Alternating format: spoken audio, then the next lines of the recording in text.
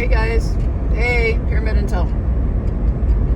So recently I've been working on some humanitarian project thingies, and so people are talking to me about it, and I hear things like, well, I just want to relax and enjoy myself. And I'm like, okay, but who had written that rule that if you're involved in humanitarian projects or anything that's going to benefit other people, that you cannot relax and enjoy yourself? So they say, well, if I'm looking at these horrible, atrocious things that are going on in the world, then I cannot, relax and enjoy myself. And I'm like, well, maybe that's because you have a conscience, and you realize on a soul level that it's not okay, that you can't sit there eating bonbons when someone's being decapitated right next to you. Could that be it?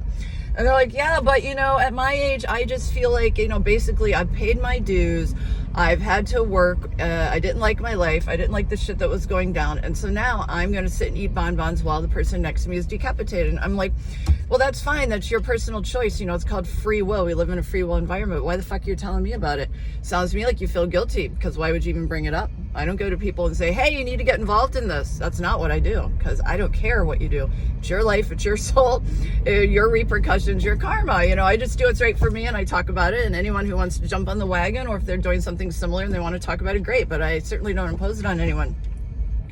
So which brings me back to, take a breath, Wendy, the Truth Project. If that's really how you feel, then that's awesome. You should always be in alignment, your thoughts, your actions, and your words. But it's not what I see. If everyone were in alignment, everyone would be in their place and things would be spinning along on the globe in full swing.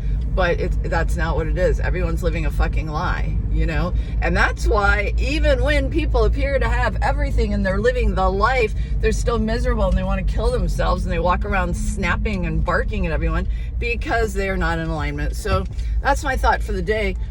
Try living in alignment, whatever that is. If you're going to want to be an asshole, then be an asshole full on 100%.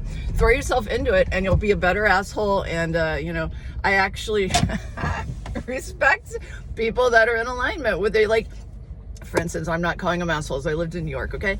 But New Yorkers are very in your face. They're just like, this is what I think, blah, and they'll vomit it on you. And I love that.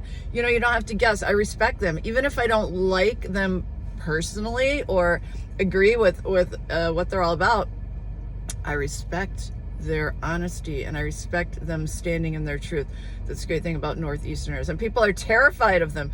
This is a general broad statement, but Midwesterners that talk out of their ass and they're afraid of their own shadow and they say shit just to get along are terrified of Northeasterners, Like in Florida, the West Coast tends to be more Midwestern, the East Coast tends to be more Northeastern. They're even separated in this way, and they talk about each other. Of course they talk about each other.